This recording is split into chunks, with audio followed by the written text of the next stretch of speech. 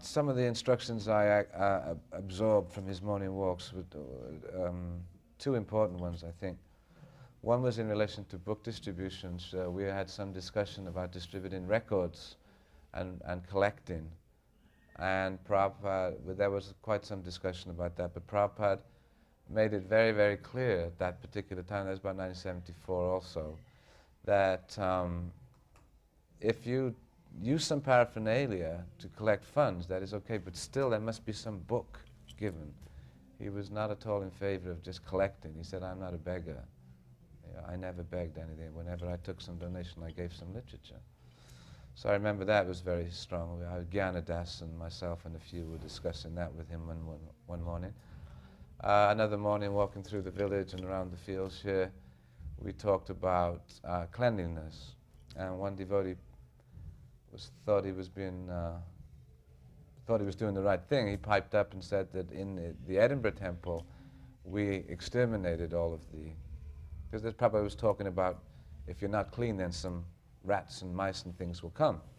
So one devotee, without thinking very clearly, I don't think, just piped up and said, oh, we had all the rats and mice exterminated, killed in the Edinburgh temple. And Prabhupada turned on him quite strongly and said, you should be killed. I won't mention the devotee's name. He's a nice devotee, but Prabhupada was very angry that they exterminated vermin. His point was that the temple should be so spotless that what will they come for? There's nothing to eat. So next time Prabhupada visited, many devotees had gone to the airport, and I felt, well, I'll stay here and I'll make sure that everything's nice here for the arrival. I won't go this time. And so I did that, but while I was organizing everything, I went and made a fruit offering for Prabhupada. And when he arrived, the devotees all came after the greeting. They all came up into his room. And I came in quite quickly after with this nice silver plate of all these different fruits that I prepared.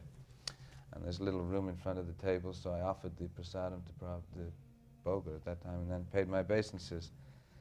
And as I was on the floor, Malati piped up, Srila Prabhupada, Bhajahari has taken a wife since you were here last. And of course, I was struggling for 2 years to remain brahmachari, and in my mind at that time I'd fallen down, I'd got married. You know how we used to sometimes think that getting married was a step backwards in spiritual life and all that paranoia and things. So I'm thinking, oh, Malati, you know, why? Give us a break. But she said it with so much enthusiasm and joy that everyone said Jai. And as I looked up, all embarrassed, Srila Prabhupada was looking at me and he smiled and he said, that's all right. And one wife, that is brahmachari life. So I felt, again, Prabhupada was always